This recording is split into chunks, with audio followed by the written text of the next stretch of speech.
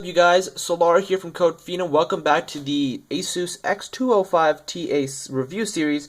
Today I'll be taking a look at the specifications of the device. There's no better website to do that than the ASUS EEE-Book X205TA website itself and the specifications on that website. So we are running an Intel Bay Trail quad-core Z3735 1.33 GHz processor.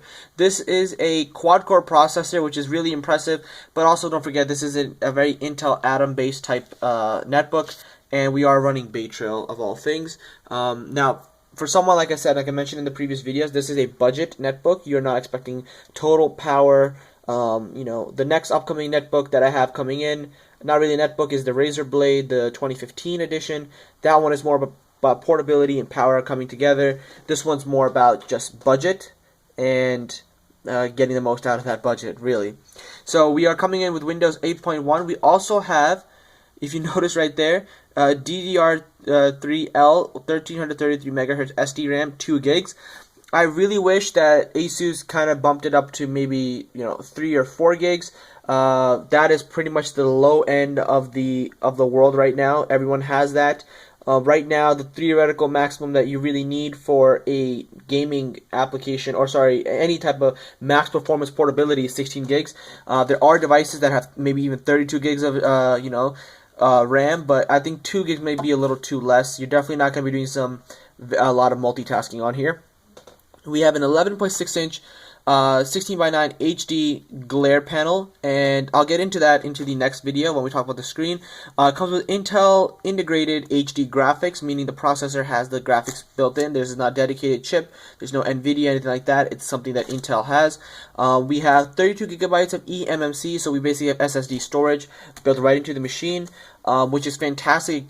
Two things it serves is not only is the computer blazing fast, but you can get away with mistreating it, shaking it around. You're not going to be affecting anything more than the hinge itself. The hard drive, there's no hard drive in here, so you're not going to be scratching any platters. It does have a card reader. It has a micro SD one, like I mentioned. It's on the side right here. It does have a VGA webcam, which is right over there. It has pretty much the smallest of any webcam ports slits I've ever seen before. But it's there and it exists. I would never depend on it, but if you need some very urgent Skype calls, then there you go. ASUS has got you covered.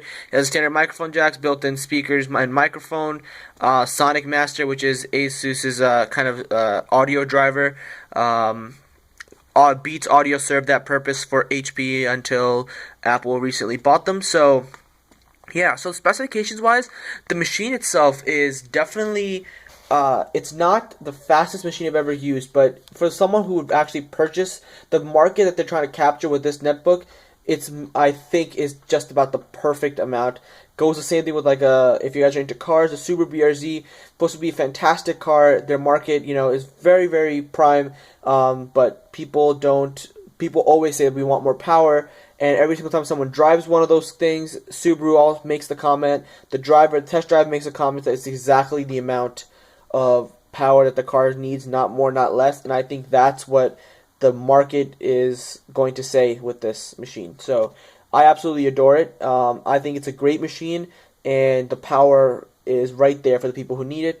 And yeah, so definitely take advantage of it. So now I'm going to take a look at the keyboard and the trackpad in separate videos, and I'll see you guys there. Take care, guys.